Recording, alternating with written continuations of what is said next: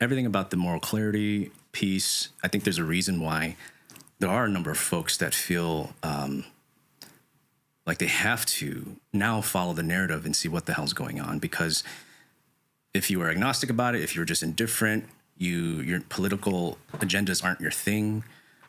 Well, now you're being pressed to have to look into why there are these the frequency of these high profile killings, how they're being motivated, what the hell's going on behind the scenes with a House representative being killed in Minnesota, with the shooting at the Catholic Church, both of those in Minneapolis here in our backyard, and then with this. And so that's what I mean by politicizing has encroached on normal households.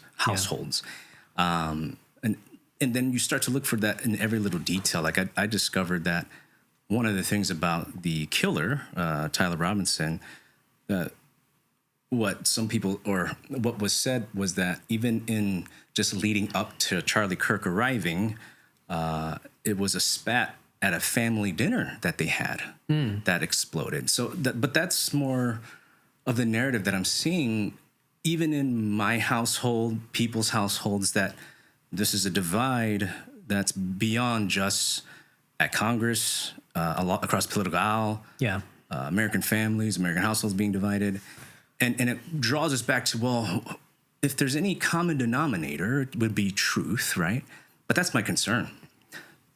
Truth has always been sort of relative. Is it religion? Is it not religion? Is it science? But truth has been is the most relative I think it's ever been. Yeah. And not only relative as in, people are, there's a wide spectrum. The spectrum is going wider. I'm not just that, but relative as in how you prove its value. If you make a statement about something, how do you prove its truthfulness? It's I call it's an epistemological crisis. Epistemological crisis means, how do we know what we believe is true? No one cares to ask that question anymore. If you think it's raining outside, how do you know it's raining? Well, you can either use your eyes and ears, look out the window, but if you weren't stuck in a basement, you didn't know if it was raining, you'd have to check your app or your phone. And that's your way to understand how you know things, or how do you believe. It's like investigating your process for investigating things. Yeah. That's completely non-existent. And that's the other element that's being in this perfect storm that's happening. Yeah. Is that the device is the technological implementation of how we perceive truth.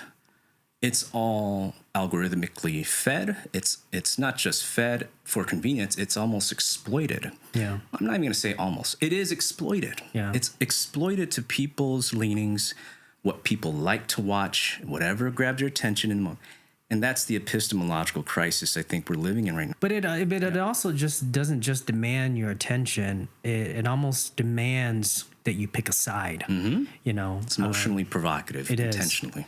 And it's fed exactly based on the algorithm and what it understands with your own personal stance and beliefs at the current moment, and then they feed you those viewpoints and those sides from all perspectives, leaning towards whatever side that it kind of refers to based on your clicks, right? But yeah, I mean, that's the scary part. It's like you can no longer ignore these things like you used to in the past. It's just before politics and debate and religion and all stuff was just always over our heads. We're just kind of living our lives and doing our own thing.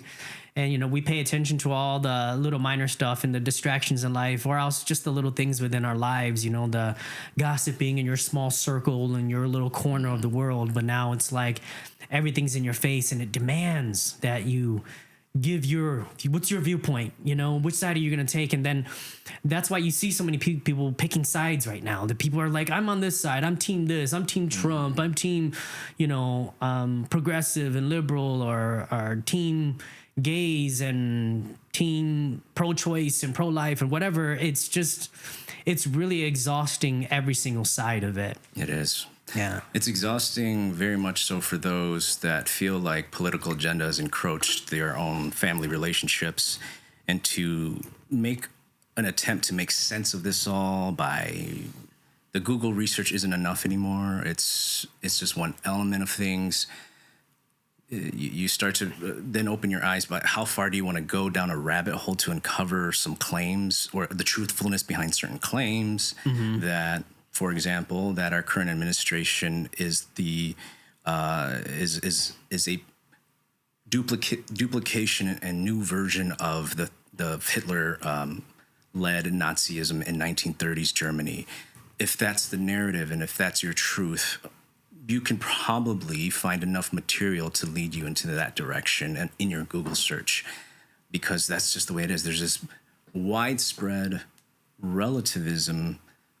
And when you were talking about, well, what's that binding common denominator between two opposing tribes, that ultimate truth, whatever that is, I'm becoming more and more cynical that people may not realize there could be an ultimate truth behind what they believe, or I'm becoming more cynical that opposing sides can even agree to what that would look like. It doesn't matter if you argue with someone on the left or the right and try to seek understanding between each other if all you're doing is sourcing or citing your own specific authority that may be painting a certain picture. And it's not. Some of those pictures may be bold-faced lies. Some of that may be half-truth. Some of those may be the 100% truth. But ultimately, you still have to have capacity in your mindset to say, that's not all this material that I source from my influencers. That isn't the whole picture. And if I have to check my own limitations, gaps, biases, then I need to have a conversation with someone about how they perceive and how they frame certain things. That is not possible today. Yeah. It's so non-existent. Matter of fact, the only person probably pushing for that was Charlie Kirk to do that activity, at least on that scale, to be on the front line, to have conversations with people. So his killing is more than just the loss of a person, the loss of a father, the loss of a husband. It's the loss of that methodology of real conversation that's gone now. Yeah. It's entirely, he was the face of that methodology of having conversations with people. It's terrible. But now what's happening is, well, let's shit on him. Let's taint his character. Let's you don't want this politicizing to drive you insane. But the more if you want to uncover what the hell's going on, the more it's making you insane, because you can't put your finger on why so many things are emotionally charged and why some people feel like there's no other option but to do the extreme, that the quote unquote the hate can't be negotiated out, to Tyler Robinson's words.